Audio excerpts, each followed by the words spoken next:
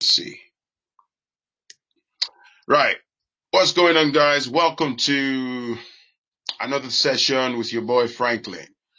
It's exactly 6 o'clock now. I think it's a minute past. So many people have been sending me messages about they can't wait for this session to get started. Myself, I'm also very very interested. So I've got someone, Mrs. Is it Lakwe? I should say, right? How do you pronounce Yeah, it? just Lakwe. Lakwe. Forgive me. Mrs. Lakwe Adeoti, right? She's got an extensive knowledge in the poultry business, and she's been very gracious. Had a session with her privately where she took me on a very interesting journey on how this works. So I asked if she would be kind enough to come back and share her knowledge on, say, if somebody wanted to go into this with 2,000, chickens, what to expect, the costs, profits, and potential downsides, how to prepare for it. So I'll let her introduce herself and we'll take it from there. There you go. The floor is yours. Okay, good evening, everyone.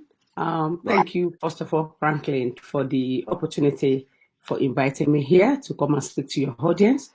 I really hope it will be a very good use of our time, be valuable to each and every one of your audience. And even if you don't intend to kickstart a poultry business, at least you have something valuable to take away with you in case of the future that you want to go into the business. Okay, so as Franklin said, my name is Lakwe Adeoti, and I work in the financial services industry, both in Nigeria and in diaspora. I love the heart of creating multiple incomes. I'm a believer of the fact that we should not rely on just one source of income, and we should maximize our resources. And how do we do that? By taking full responsibility of our life, of how we come out at the end in terms of our financial freedom. I also run a program on financial intelligence. That is how people can achieve their financial freedom. But basically, this evening, we will be talking about the requirements of starting and running a 2,000 poultry business. That is 2,000 layers. I myself have got 22,000 capacity layers running in the southern part of Nigeria. We kickstart the operation of the business in December 2017. So we actually started with 11,000 capacity of layers. That is the point of lay. And now we have 22,000 layers, which is we've doubled what we started with. Of course, we still have room to increase, but for now, we are operating in 22,000 capacity. So my discussion this evening is on the 2,000 requirement. First of all, and I will be discussing based on my experience, based on what I've gone through in running the poultry business, which is my own truth. Obviously, there will be different views of how the poultry should be run and other, from different people. But this is my own experience on running that 22,000 capacity since 2017. So first of all, the first requirement is you need a land to run your poultry business. The land can be acquired by yourself or you can lease a land. I think the best option is to acquire land yourself, that is to buy a land. If you buy a land and you start running your business, at least you have that peace of mind and the owner will not come and meet you and say, they need the land, that you then have to leave the place, and that can happen because of the kind of environment we operate from, in our country. So the best thing is to acquire land. For 2,000 capacity, you need minimum of 3 plots. Right. And the reason why I say you need the minimum of 3 plots is that the birds, they need space. They need the fresh air. So you don't want a situation where it will be too small for the operation of your birds, because you also depends on the type of cages or pen house that you install. You need to prepare a place where you will dispose of your waste. We have the deep litter system of pen house and we have the high-rise type. I operate high-rise type. And now we explain the difference. The difference between the deep litter and the high-rise is the deep litter, you have to clear the waste of the beds like every other day. That is the staff and yourself, if you're on the ground, clearing the waste of that bed every other day.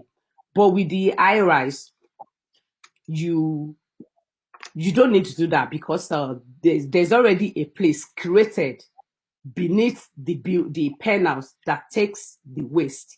So the only time you need to get rid of the waste is at the end of the cycle of those beds. That is when the beds have run their cycles. Poultry layers, they do run in circles, and usually the normal cycle is 22 months. So for the waste, you don't need to do anything to the waste until after that beds have run their cycle.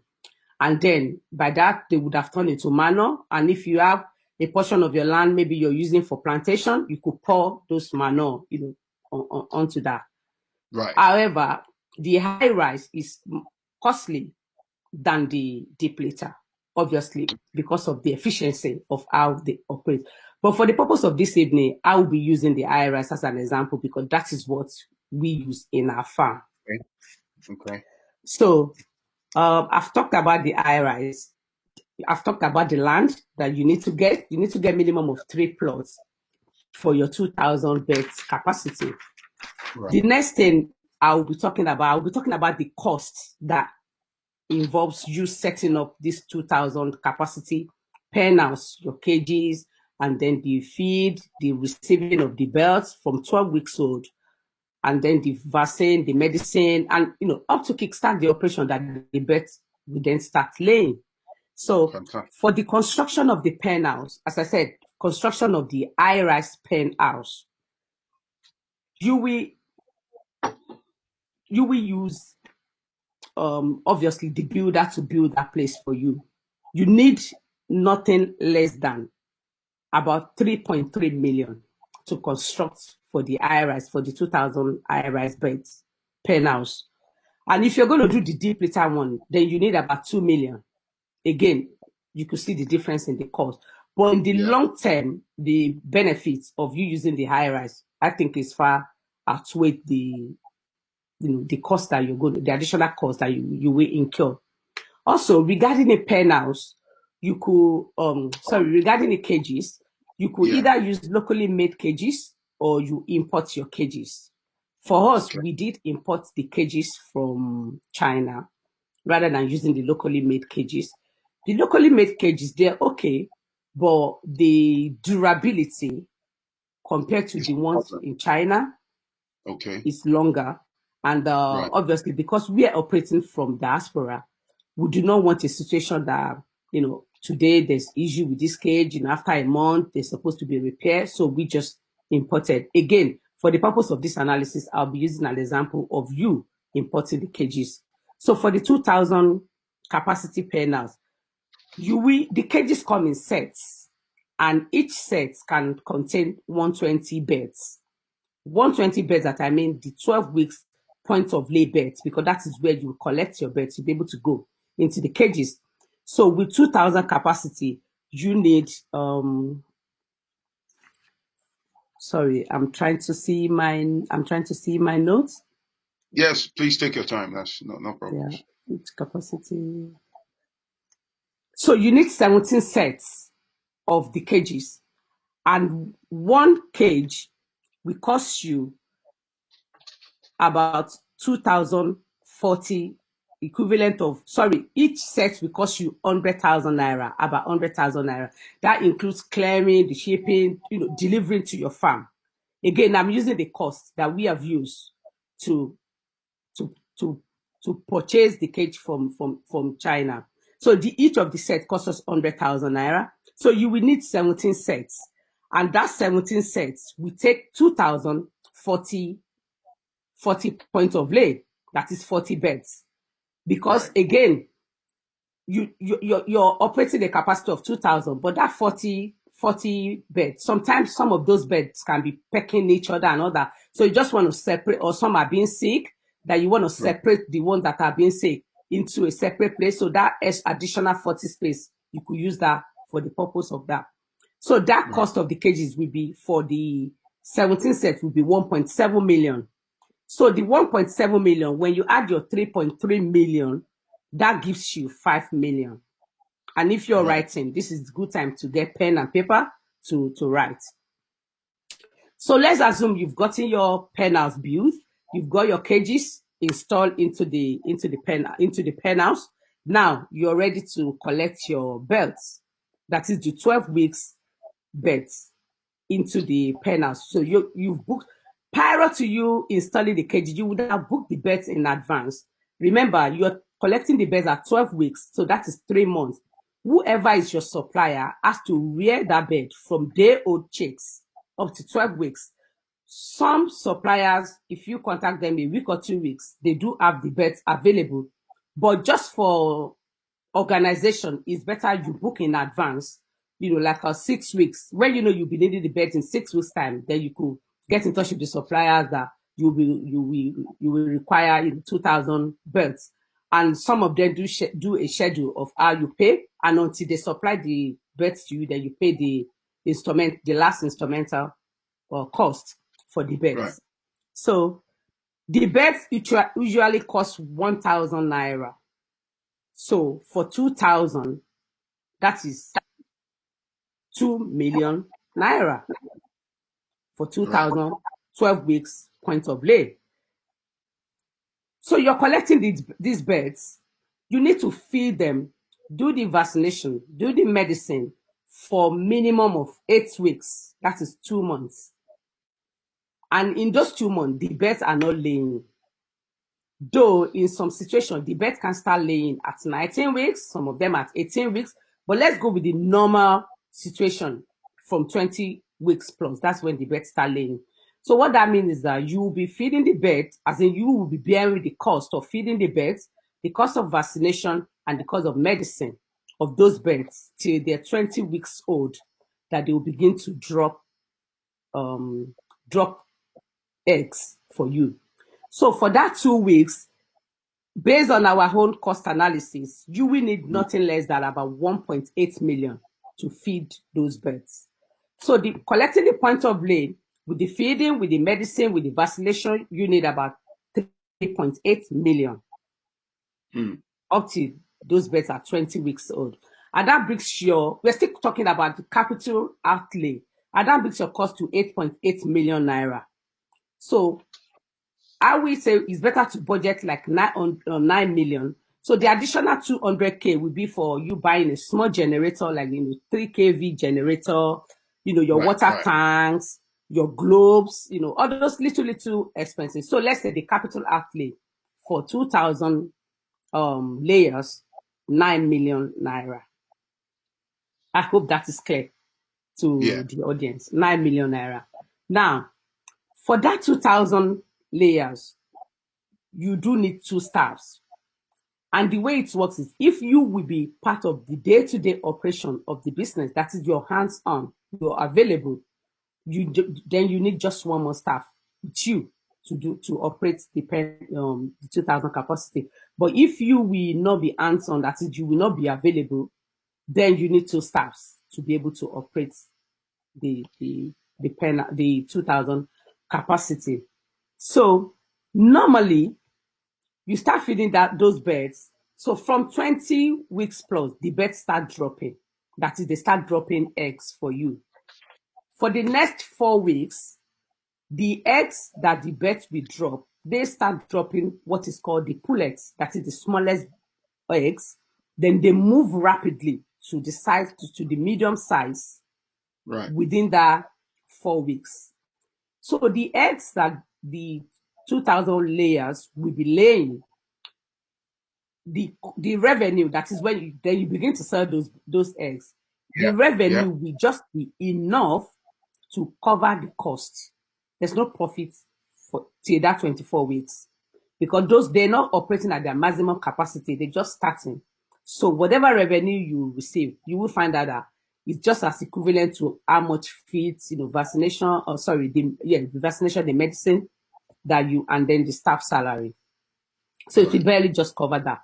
But from 25 weeks, then the birds will start dropping rapidly. And within 2 weeks, they move from medium to what is called the large eggs.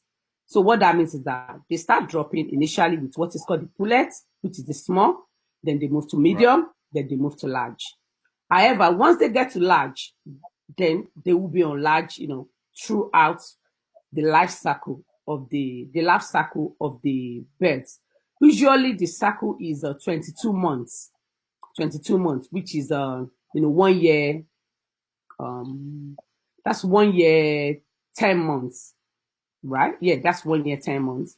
But because when they finish the cycle, you have to clean the pen house, you have to, disinfect the whole environment and all that. So let's just say 2 years, 24 months.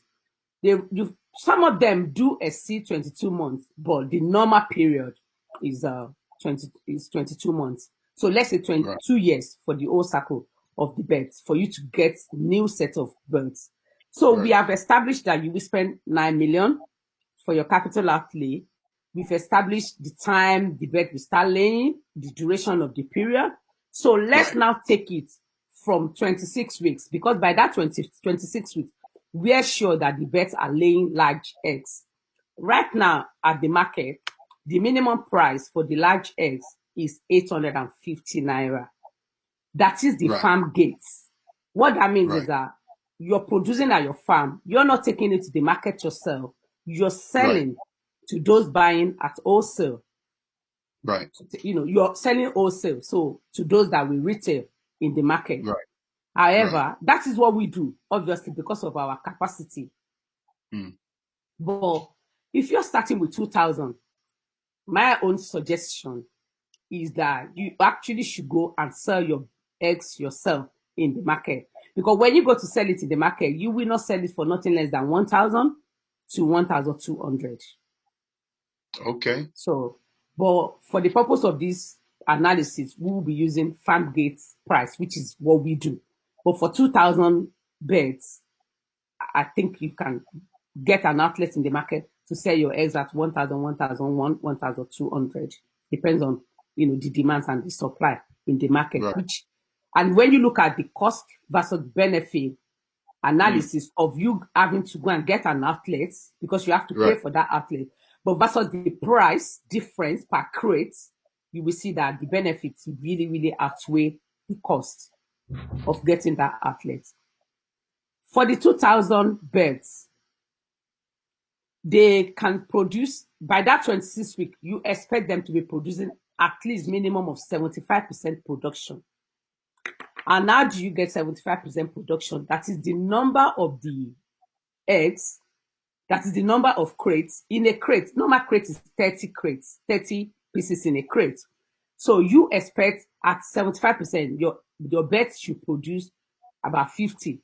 How do you get the 75? That is 50 multiplied by 30, which is, I know some days in the month are 31 days, but we're just going to use average of 30 days.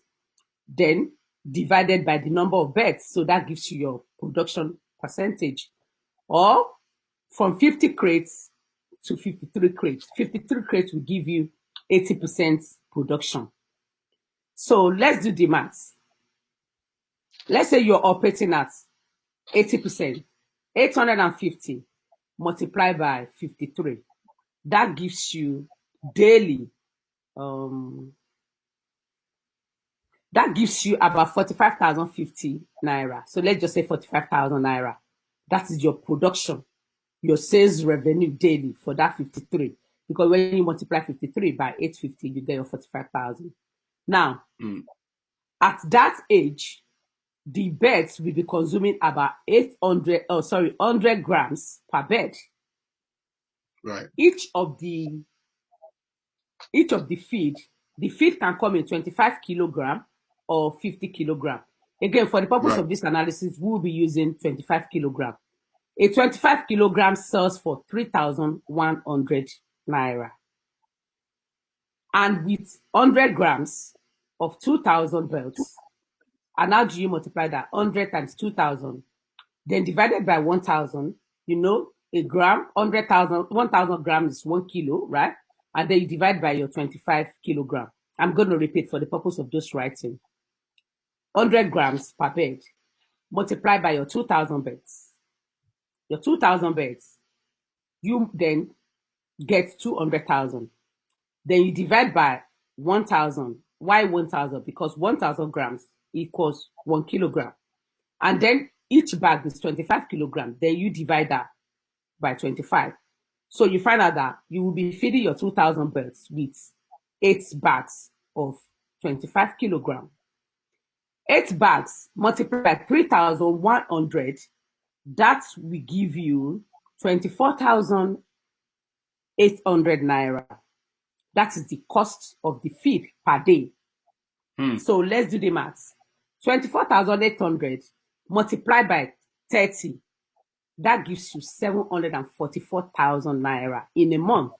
You will need to feed those 2,000 beds with 744,000 naira. Remember, your beds are producing 45,000 naira daily. So multiply your 45,000 naira, multiply it by 30. You are going to get, that is in a month, 53 crates multiplied by 30. That will give you 1,590 crates at 850 naira. That is if you're selling at farm gate, that you're not in the market yourself. So that gives you 1,351,500 naira. Your sales revenue. Remember, you're buying your feeds for the month for 2,000 capacity, 744,000. Your sales revenue is 1,351,500. When you take away your feeding cost from your sales revenue, you will have a balance of 607,500 naira. Now, the birds, you will need to give them some certain medicine every month. Vitamins and what is called Lasota is a kind of vaccine. So for the 2,000 birds, you don't need to spend more than, and that's once a month, about 7,500 naira. Let's take that from 607,500. That gives you a balance of 600,000 naira. Now, remember, you've got your little generator there. You need to disinfect your environment, the cleaning. It's called biosecurity in poultry business. That is, you want to keep the environment clean. Just any little petty expenses. So let's budget 10,000 for that in a month.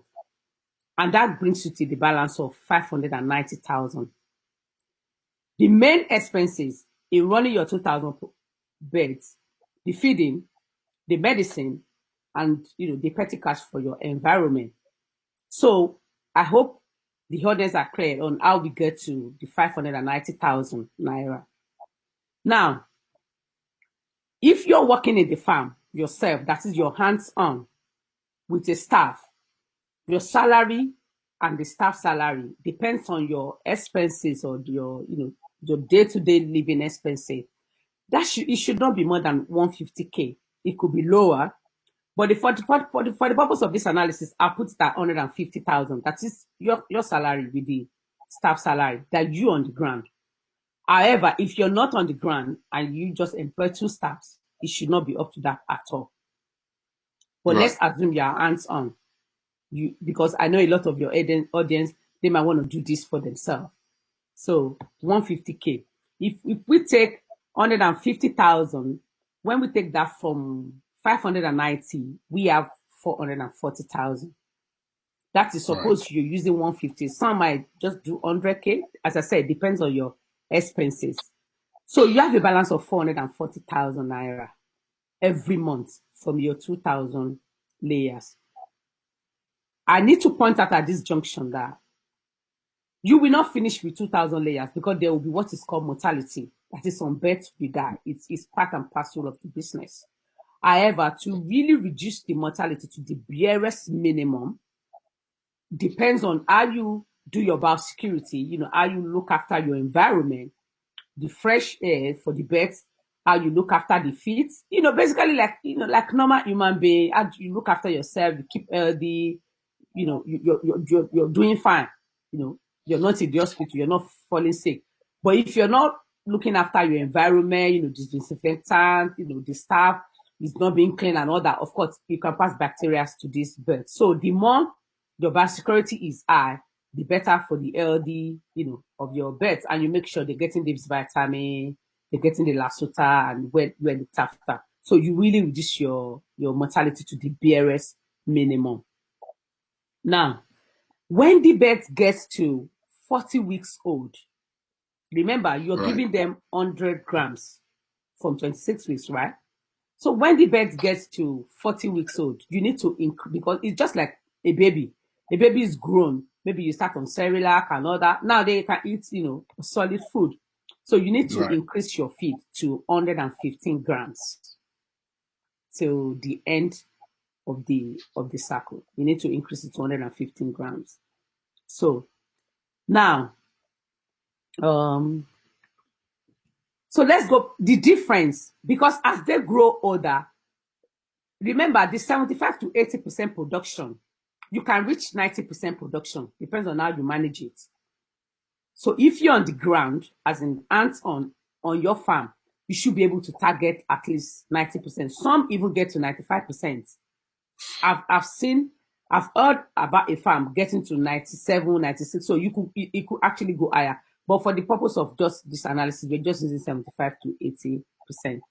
So now 440, remember at the beginning, I did say you will get the point of lay at 12 weeks.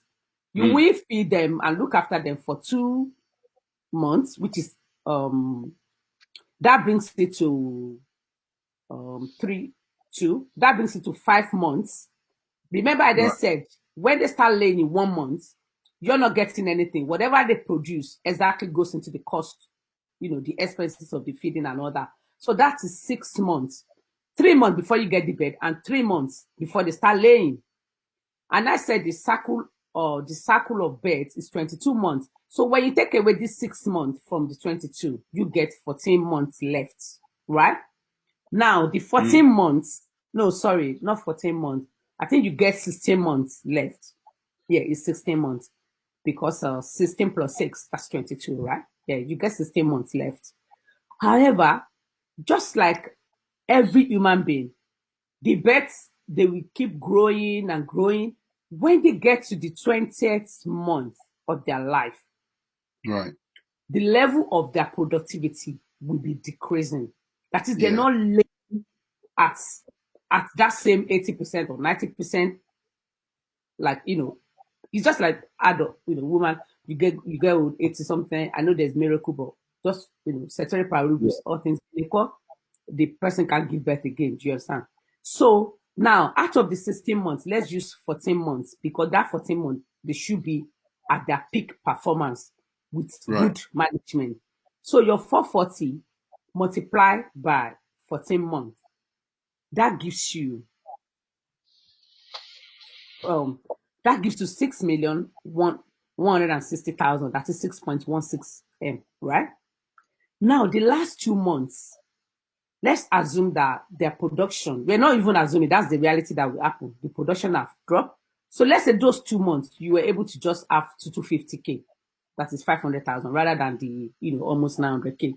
So when you add that to 6.16, then you have 6,660,000. All right? And that ends the cycle of your beds.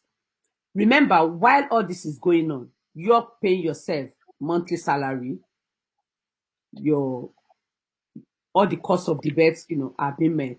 So this 6.6 that we're talking about, that is what is left after all expenses. Let's assume that you're separating your profit, your something didn't happen that you didn't have to go and take like 1 million, dipping your hand into the capital, or you're just you've disciplined yourself to just restrict yourself as if you're working for any company paying you that salary, and that's what you're living on. Okay, so you have the 6.660. Remember, we said at the cost of production, when you collect the birds at 12 weeks, the feeding, the medicine, and all that, for those 2 months, you need about 3.8 million. Right? So that 3.8 million, because that's what you have to put aside for your next cycle that you're going to run again. Because then you need to book another 12 weeks old of 2,000 capacity, then prepare yourself that you're going to feed it, medicine, vaccinate the birds. So you set aside 3.8 million, and that leaves you with 2.860. 2.860, right? That 2.860 is more or less like your profit. Remember, Right. you're not taking any profit. That's different from your salary. Your salary is part of the cost of running the business. After all, if you're working for a company, you're going to get paid. So you're being paid your monthly salary. So you are now left with 2.860. I want us to remember that this 2.80 can go up, because if you're not selling at farm gates, you will make more. If you're not running the farm yourself, obviously you're not going to pay the staff exactly what you're going to pay yourself. So, but again, let's base it on this 2.86 million naira. That is what you will likely make at the end of the cycle for the 2,000 beds capacity. It can go up, all things being equal. You could decide not to sell at the farm gate. As I said, I will advise with 2,000 capacity, it's not big enough to sell at the farm gate. Take your eggs to the market and maximize your profit and reduce your cost of production of the bed. So that brings us to the end of the analysis of the 2,000 beds capacity. But I've got this short note I need to make clear. Now, on the political and economic scenario of our country, it's not just because of the COVID. We know that the government have been shouting on how agriculture can provide source of employment for the unemployment youth in our country. So if you're able to establish this 2,000 capacity, it actually gives you that opportunity of accessing the intervention funds provided by the federal government, via the CBN for agri, because they've seen that you have made efforts. You put something down now. Sorry to interrupt you. Provided you register your business, I think it's important to emphasize that people need to absolutely. Oh, yeah. Provided you register your business, you're running your bank accounts, so there's evidence that you can provide to the bank, because most of the time the CBN will not access your application directly. They will go via the banks. So provided you, obviously, and honestly, I expect you to have your company bank account, for the 2,000 capacity that you will be running. So because they want to see that is established, that is the only way you can prove that you're running the business. And so with the successful implementation of this plan, will be attractive, to these funds, particularly in the area of working capital finance, or if you want to expand your business. All what I've said is under the assumption of the projection that this will be financed by the owner. That is, you're not borrowing money to kickstart this 2,000 capacity or beds. That the money is going to come from your private funds. Because if you are getting loan to kickstart it, obviously you will have further expenses of interest on this loan and all that. And the numbers shown, as I've discussed, is actually based on the current term. That is what is existing now, without actually discounting the cost of your capital. What I mean by that is the cost of your capital, you're kickstarting this business, is 9 million. If you factor in the inflation period, what 9 million we buy now, in the next 10 years, 9 million will not be able to buy that. So this analysis have not taken into consideration the discounting of your cost of capital, that inflation impact on your 9 million. And the revenue and the cost are shown as at today's prices. Assuming the cost of production increases, that is, the feeds increases, what is expected is that you will have to pass the cost to the customers. That is, it will be covered with increase in the price of your eggs. The cost of the land acquisition has been excluded, as land will always appreciate in value. That is, whatever the amount you have used to purchase your land from whatever part of the country that you decide to operate your poultry, land will always go, increase. We always increase in value. So, ceteris paribus, with the 2.86 million, your payback period for your business should be, by first cycle, you should be able to recoup back whatever you have used to establish that 2,000 capacity, provided you're not, if you're expanding, obviously you do what is called the plowback. That's it, you're plowing back, the profit into expansion and all that.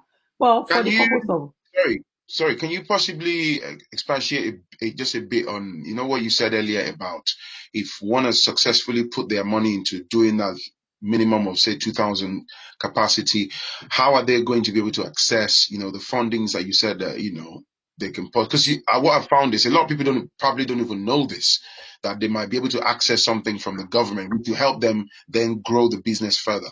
Can you talk about so that the bank, quickly? so the bank has got, if you go to CBN website, is Right. there clearly that support for agric, for SMA, for poultry, for crops production and other. And CBN have got NESIM, which is a microfinance bank Okay. created by Bankers Association of Nigeria. And their main assignment is to support SME businesses. Another way Right. you can access this fund is your bank that you're banking with, whether Zenith, whether GT, whether Stanbic IBTC, Fidelity Bank, First Bank. CBN have got the process with them. All you need is to ask.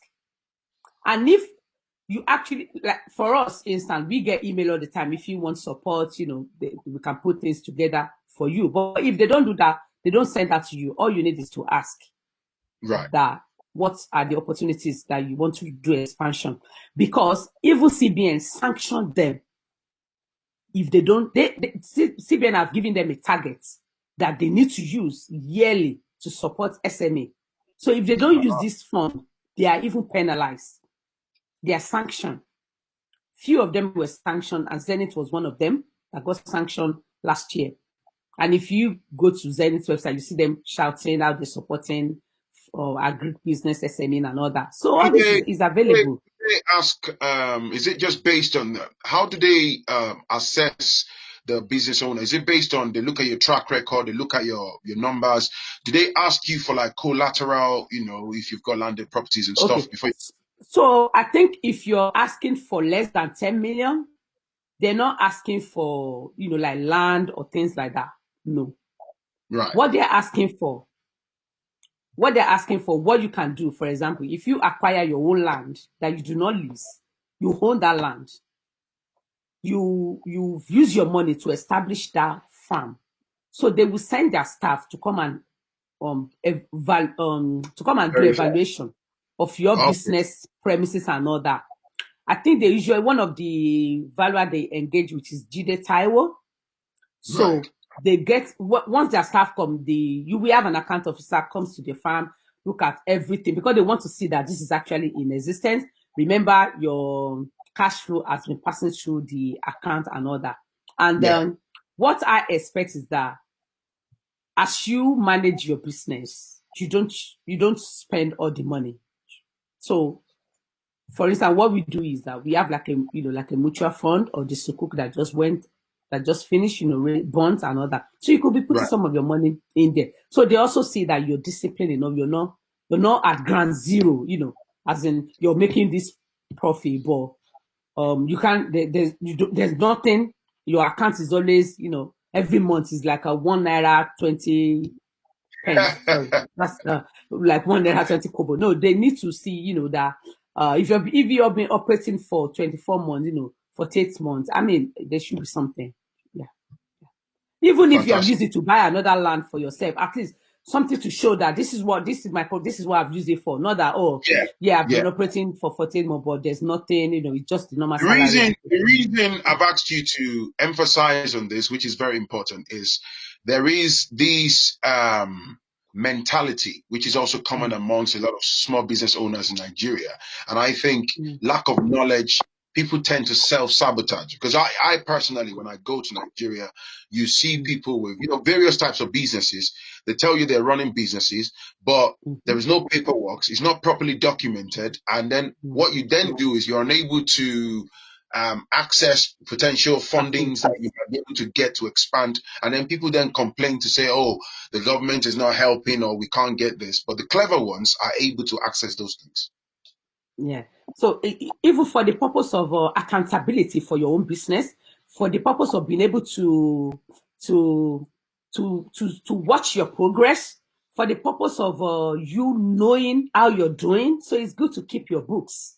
It's actually even without you even needing any loan, it's good to keep your books, because that is the only way you'll be able to know how you're doing, where you started from, where you are, and where you want to go, be able to set the goals, have the vision, what you're Right. trying to achieve, the target. So it's actually good practice for your business. And again, imagine you want to go to embassy or send your kids to school abroad or something. All these documents can also help you with your, application and other stuff. Fantastic. That's good. So have you covered everything so that we can go into questions and answers? Yes, I think I've covered everything. Yeah, Okay. I've covered everything. I So, think that should be. ladies and gents, thank you for paying attention. If you haven't hit the like button, hit the subscribe button. But if you've got your questions, please type your questions now so I can, randomly pick them and pin them to the screen so she can answer you to the best of her knowledge, and then we can wrap up the show. Okay. So please, if you've got questions, put your questions in the, in the comment section so I can pin them right now. I'm waiting. Let me, look at if there are questions.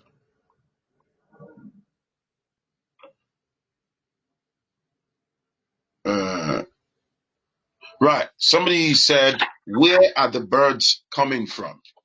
Somebody asked that Okay. question. So there are farmers that.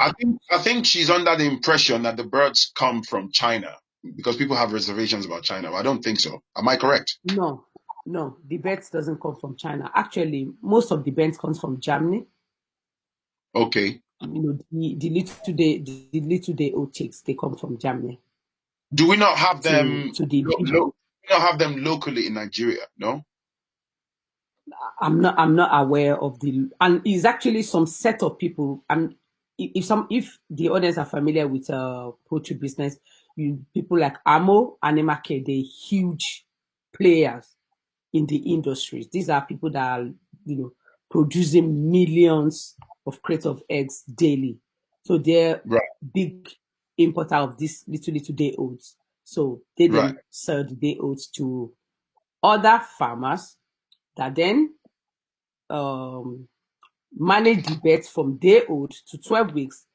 Actually, the owner of the farm, as in like me, or somebody with 2,000, can actually manage it from day old themselves. They can buy the day old.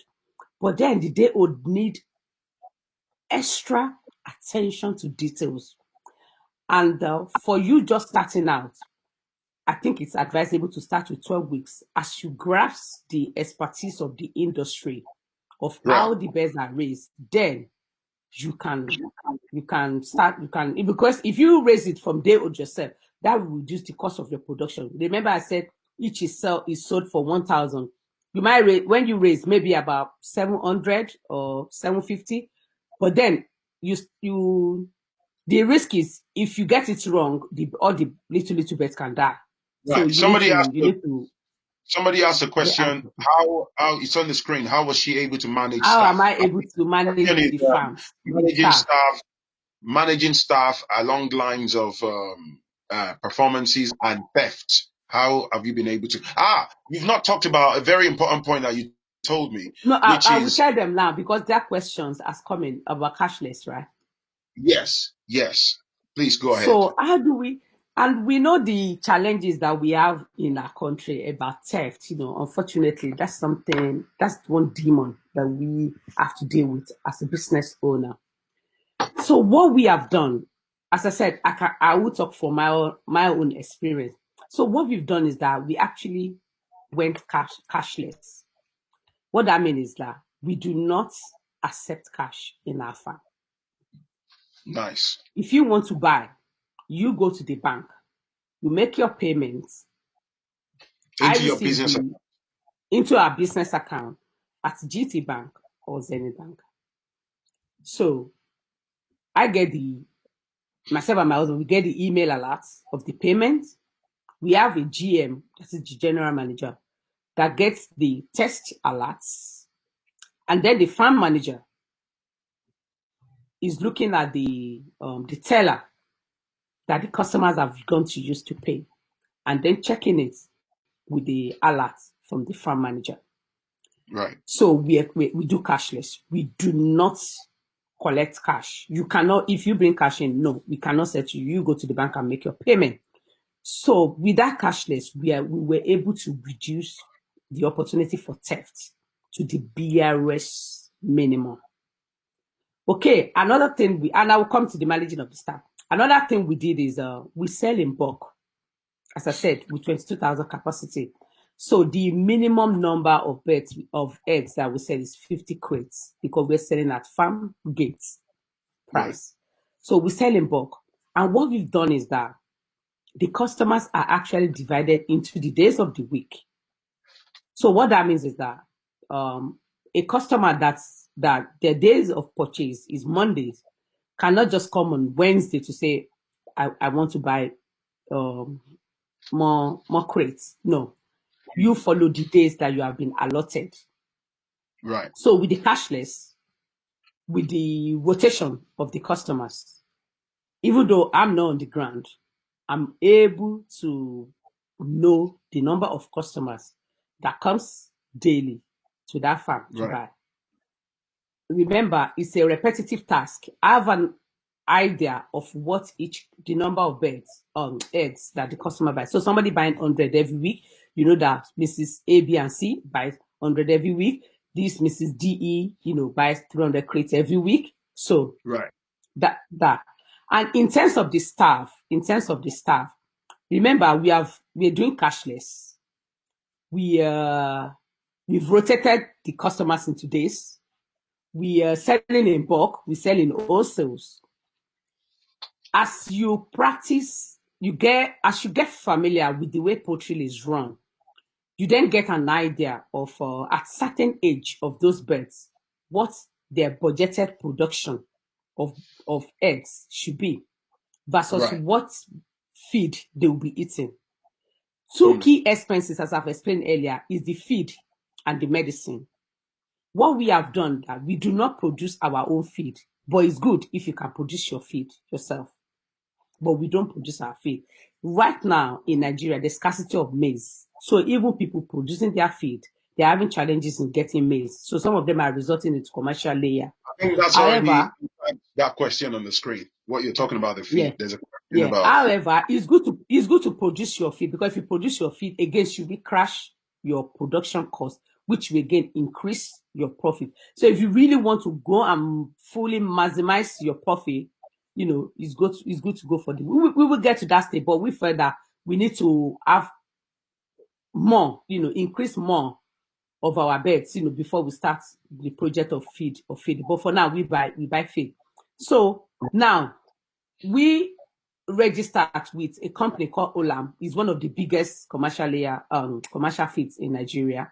So I pay directly, or my husband pay directly, either of us. We are the only people that have access to our account to the supplier directly. All the supplier does is to go and supply in the farm. So they supply the truck. Remember, I said I have an idea of what the number of feeds they eat, the number of feed in the truck, and also for the medicine and the vaccination. We deal with Talo Vet, which is again one of the biggest in the country. Again, we pay directly and they just go to deliver. So these three costs, remember the feed, the medicine, is being taken care of by us. Again, that reduces theft to the barest minimum. But however, what we do is that we look after our staff. We really, really, really look after our staff.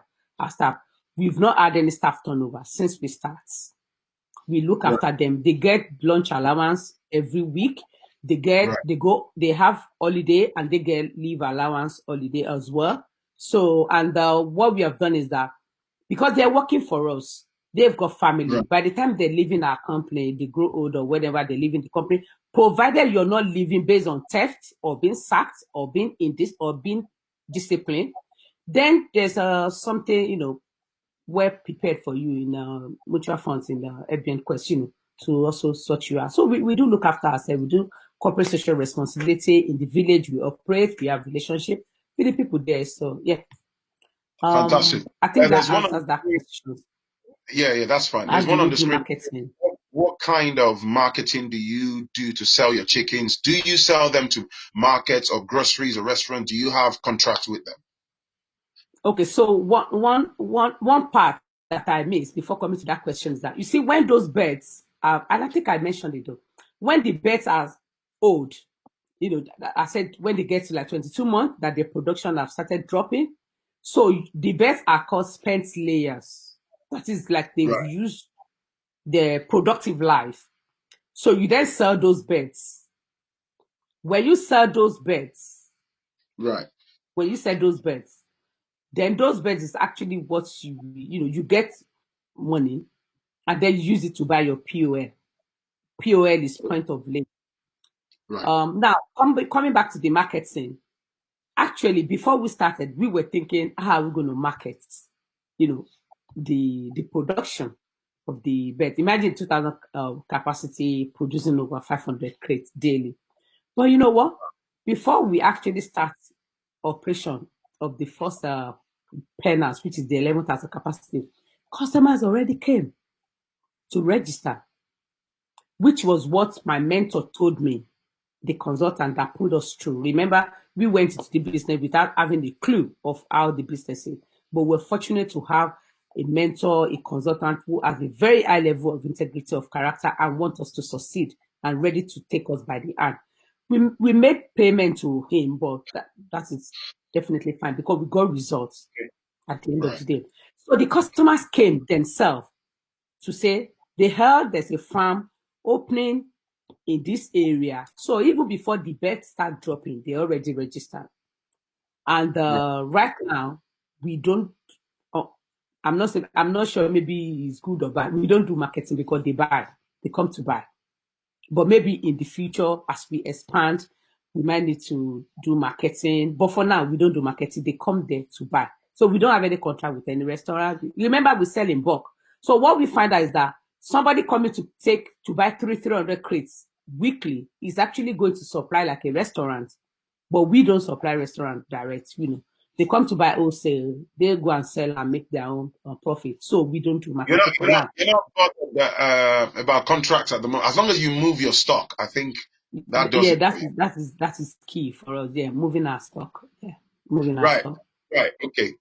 There's a Somebody say question, pros right? and cons. Saying, what are the pros and cons? I think you've already talked about the pros and Yeah, you've I gone mean through the numbers. every business have What are got their the pros and their what are the cons, the bullet points challenges. of what can cause financial loss and setbacks? So what can cause for the key thing is number one key thing is management. Management. Management. You need to pay attention to what is going on. If you have decided to go into poultry business, you need to equip yourself with the knowledge and the skills of the industry. You do Right. not go in and remain on a casual basis. Otherwise, you're going to end up being a casualty if you have no idea of how the business is run.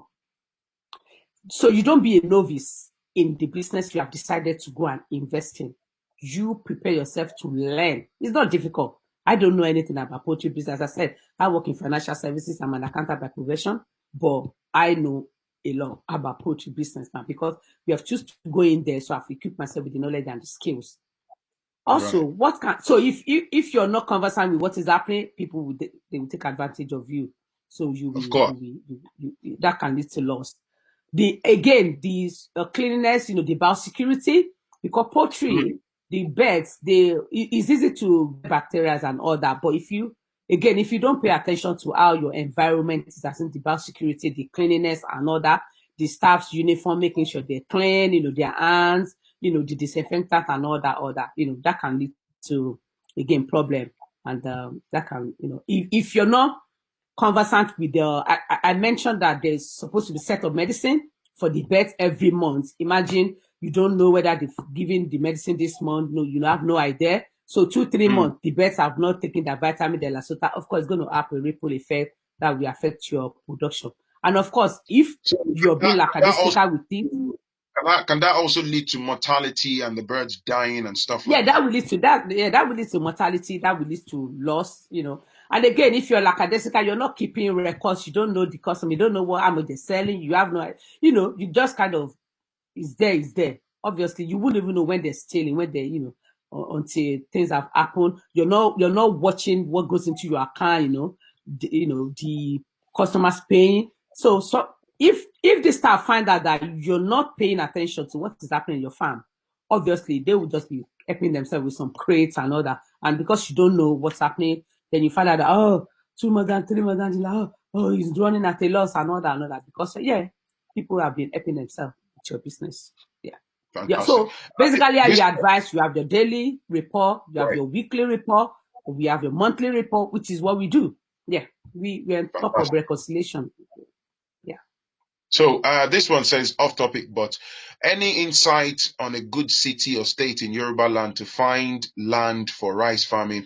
I want to connect my poultry to other farms. Thank you for the info. Are you able to respond to that? I haven't got a clue. Rice To be farming. honest, land. Land is everywhere. Depends on the location you choose to go and operate. Operate and the size and the capacity. I believe land is everywhere. The only place I know that you might not find land is maybe in the heart of Lagos. The reason is because if you go, even if there's a land that you go and start, development will meet you there, and before you know that, neighbors will start complaining that smelling and all that. So it's good to just go, into a remote, like a village or, farmland. We operate from, as I said, southern part of Nigeria, basically Ogun State. Yeah. So most people, a lot of farmers are in Ogun State. They take their stuff to Lagos even to go and sell, because you don't want to go and open in a Surulere or, Iketu before you know, 2 bedroom flats is rising up. The 1 bedroom self-contained apartment is rising up. And then you just find yourself in the city, in the midst of, residential. Obviously, they're going to complain and frustrate you. Then find out, so. Right. So this person said, how do I get land for farming from government in Nigeria due to the land tenure system in Nigeria? Is it To be possible to honest, get? I don't know how you get land from government in Nigeria. You have to sort that yourself. You have to do further research on that. But what I know is that you can buy land for yourself in your name, in your business name. You own it. Yeah. And to be honest, farmland is not so expensive in Nigeria. I mean, it's not like you want to buy land in Lekki for 50 million or Sule for 30 million. Land is Yeah. not. Yeah. Somebody's Yeah, asking, absolutely. is CCTV? CCTV is a very good idea. Yeah, we actually intend to do that this year because we wanted to input a solar system on the Right. solar, onto the farm, and they'll be able to do CCTV. But obviously with COVID, we could not, go ahead with that. But that's part of our, pipeline assignment project to do on the farm. Yeah. What kind of building structure did you? Yeah, what kind of building structure did you put for the bed? Is a high-rise penthouse. I think maybe you didn't join us right from the beginning. Is a high-rise penthouse that we're using. And what that high-rise penthouse does is that the waist of the bed is not in contact with the bed. They're there on the ground, and the beds are up. High rise. The beds are up, so you don't need to clear waste every day or every other day until the end of the cycle. You move it. We've plant some plantain, as in plantain on some of part of our land. So at the end of the cycle, the staff they carry the manure, go and pour onto the plantain, and then So they're not burdened with that task of having to clear waste. But if you do the deep litter system that I talked about, that is less expensive than the high rise, then obviously you need to be clearing the waste because I think this person came late. I'll advise you to watch the video back, but if you just answer this very quickly, one line for him. He said, how much is good enough to start a poultry if you have a land already? She's already been through the figures, so as we already. Yes, the figures are not that. Yeah, I think we've reached at that 9M. You should be able to start your 2,000, capacity. You could watch the video from the beginning, all the explanation, the cost of production, the feed, everything. Right. We've already talked about that. Yeah. So this one said, on average, how much do you eventually sell your old layers that no longer lay eggs when they come to the end of their cycle? End of the cycle.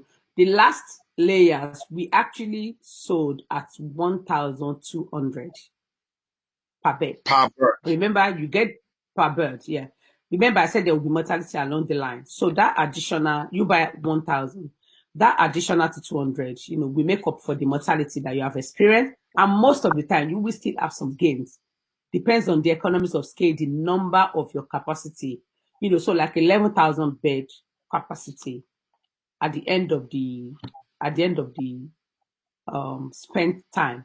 If you sell like 1.2 or 1.3, as in 1,200 or 1,300, you could still have like a 2 million, that is, you will be buying new set of POL, point of lay, from that money. You will still have about 2M or something, it can be more than that because they've sold it for 1,000. If you're selling at December or November time, you could sell as high as 1,600, 1,700 because of the festive or period.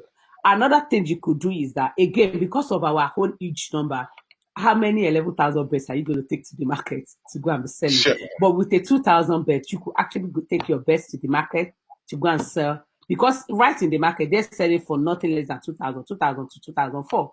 So again, with 2,000 beds, why not take it to the market? Remember, you've already opened outlet for your eggs. So take your beds there as well and go and retail. But for somebody like, with 11,000, it's just going to be too much. So we need, again, people that buy in bulk. They come to buy and then go and sell it in retail. But with 2,000, there's nothing wrong. You're taking your best to the market, go and sell it yourself. And then you maximize your profit. A few people have been asking this particular question. So I appreciate if you can answer this one. They're asking that why didn't you build your cages locally, like use local suppliers? Why go to China? Why not give business to local? But I know you said earlier about maybe quality and stuff, or do you want to talk about that briefly? Yes. So remember, I said we are the mentor and that acted as our consultant that put us through. And I am of the school of thought that if you do not know something and you want to do something and somebody has done what you're trying to do, wisdom suggests that you listen to advice because you cannot be too clever, especially when you're coming in as a novice. Yeah. All right. So this person have been in the business for over 2 decades. He's made a success of the business. So for us, we've hired him as a consultant. We needed to leverage. We cannot be too clever because we want to cut costs. And I do understand that you want to give business to the local, locally produced. My understanding was that they had not perfected the art of the quality and the durability. Remember, I'm speaking with you from diaspora. I'm not on the ground. We want to cut any issue of something breaking, whatever bottleneck that can be cut off. It's very, very key to us. So what I understand was that the locally made can have a lifespan of maybe 4 or 5 years or 6 years. But the imported ones, we have a lifespan of over 10 years, some up to 15 years. So, yeah, obviously the locally made will be cheaper, less expensive than the imported ones. Again, we want to maximize as much bottleneck as possible, and that was what the consultant advised us. I'm sure in the future, as things progress in Nigeria, if we're able to do, a quality ones, why not? And if not, so far it's going to serve the purpose. People are asking, what are the environmental compliance policies by the? Do you have to deal with any of anything like that in terms of compliance? So fortunately for us, some people buy land that are actually not meant for farm area according to the plan of the states. As in the particular land that people have used for farm or something is not actually land or farmland by design of that state. Obviously, we do things in Nigeria. But for our own farm, by design of that state, right from the onset, it's actually designed as a farmland. Right. So we are using it for the purpose for which it was meant for. Right. Okay.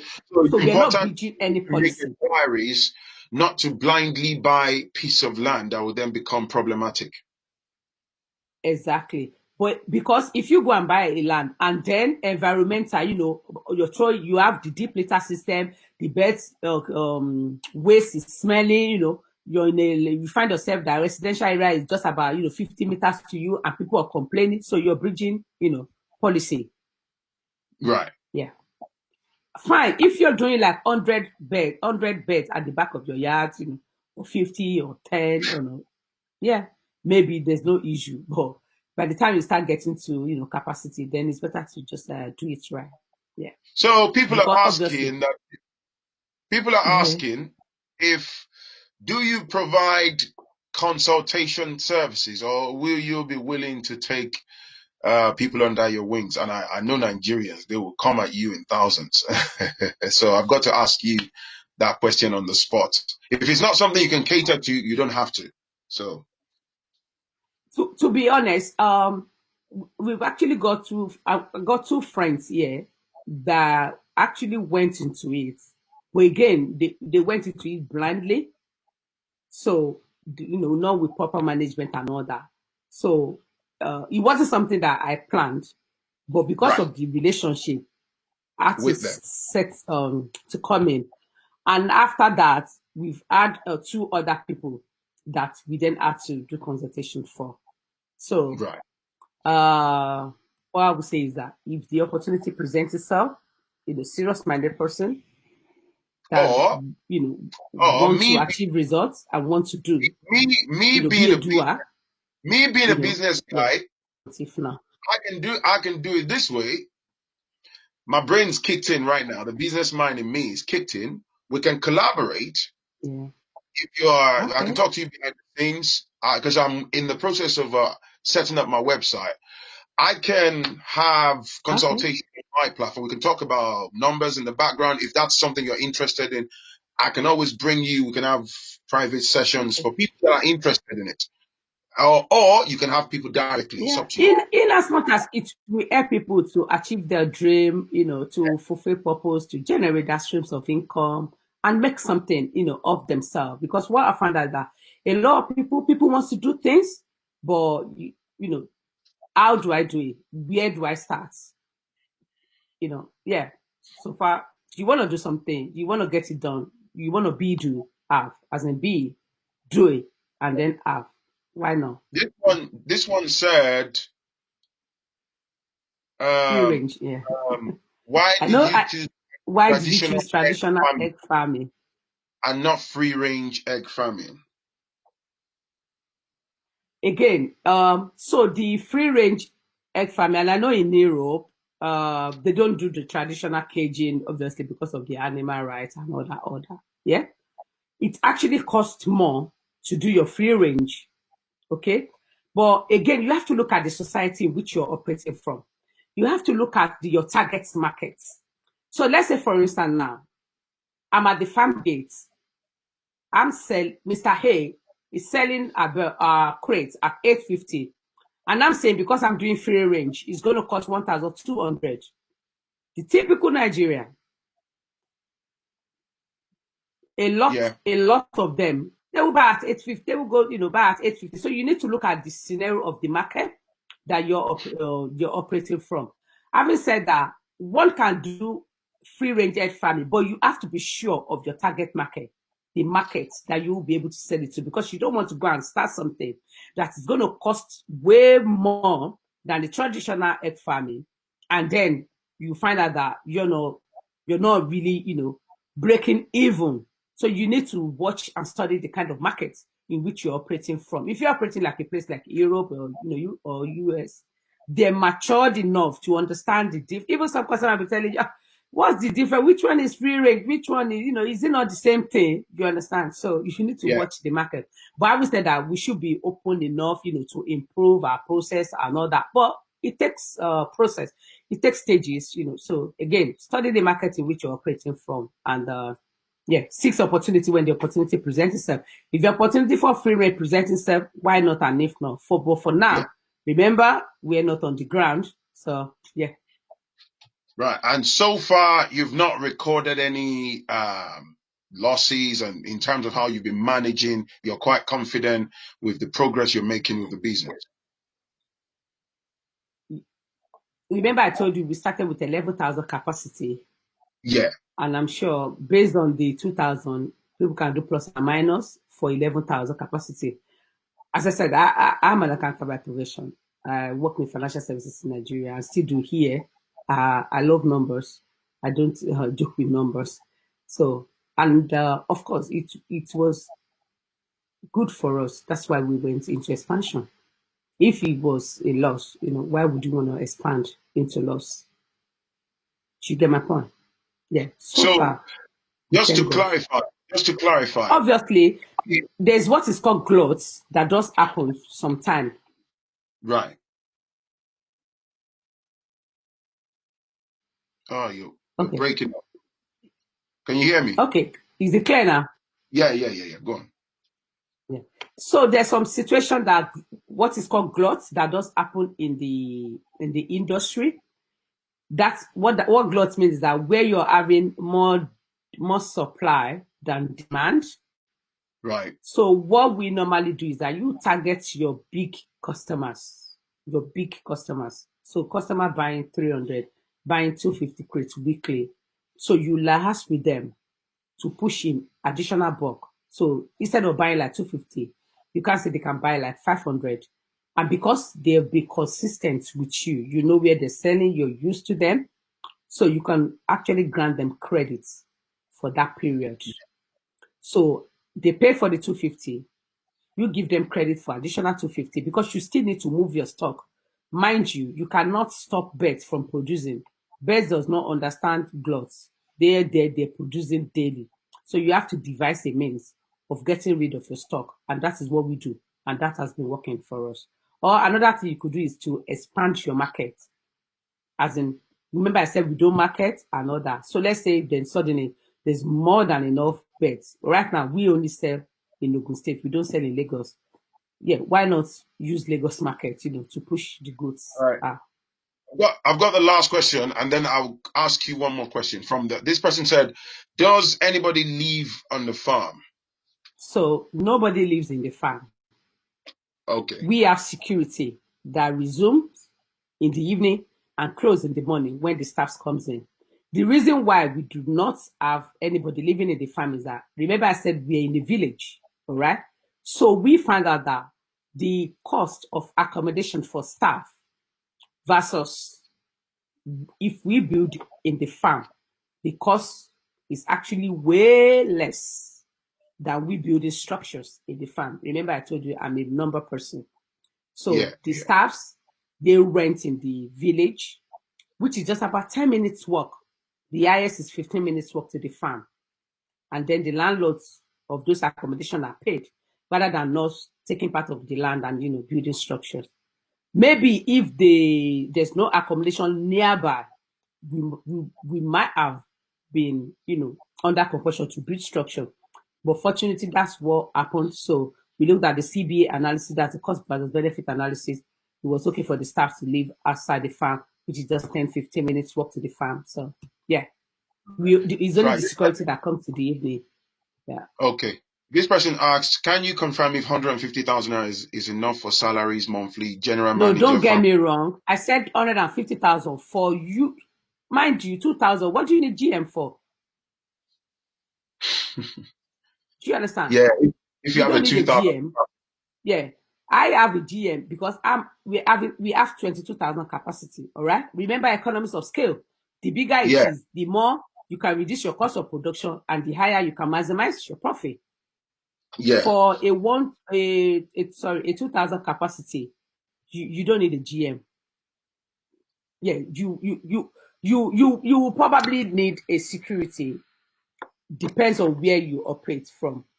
You will probably need a security, and this should still go into the. And as I Yeah. said, But depends on your if cost. the person is in the diaspora, and then they would need a farm manager, right? Yeah, they will need a. That's why I said if you're not hands on, you need a farm manager. You need two staff. The adding farm manager is okay, making the post to sound cool, all right? Because really for 2,000, the two people there, they should be hands on. It's not about you being boss and being cool. Do you understand? Get your hands dirty and do the work. So yeah, of course you can So say farm manager and analysis, but 150,000. Are you saying 150,000 will be a bit excessive then? yes, it will be, because most of the time for that 2,000 capacity, to be honest, you don't need to go and hire a BSc holder. to do that. Some coppers do volunteer, even that they want to come and work in the farm, you know. Mind the government, I think government pays them 30,000. Some of them that goes into teaching, they will pay, you know, like 10K or 15K. Though we pay way more than that in our farm. But I'm just saying that, you know, yeah. There are ways around but, it. I mean, for yourself, if you think you need 200,000, you know, but my own understanding for, especially for a business that you're just starting, is that you want to really be disciplined and see that it succeed. It's doing well. And they just assume that if you're working for somebody, will they pay you that amount? If not, why not be disciplined, you know, and you know, don't go on frivolous, you know, spending. Otherwise, you're going to dip your hand into the capital for your business. Yeah. If you can discipline yourself, you do 2-3 circles. I mean, you can expand, and obviously you can increase your profits, your bottom line, and all that. Yeah. Fantastic. I think we've had a fantastic session. I'll talk to you behind the scenes, you know, later on about the idea that I've got. So, thank you everyone that's been on the session. I appreciate you as it stands. It's been a wonderful session. Thank you very much. So I think we'll wrap it up. We'll call it off for the day. And in terms of consultation, I'm working on my website. I think I said that before. Once my website goes back, I'll contact you behind the scenes. I'll let you know. And then I'll tell you what my proposal is in terms of, you know, if people want to consult and how we can collaborate and see how that works for the wider community. But on the final note, thank you, Mrs. Adeoti, for your knowledge. I appreciate you. I'm sure everybody does. And yeah, that's me done. Hit the like button, hit the subscribe button, and do have a good evening. I'll catch you in the next one. Peace and love. Bye-bye. Bye. Bye now.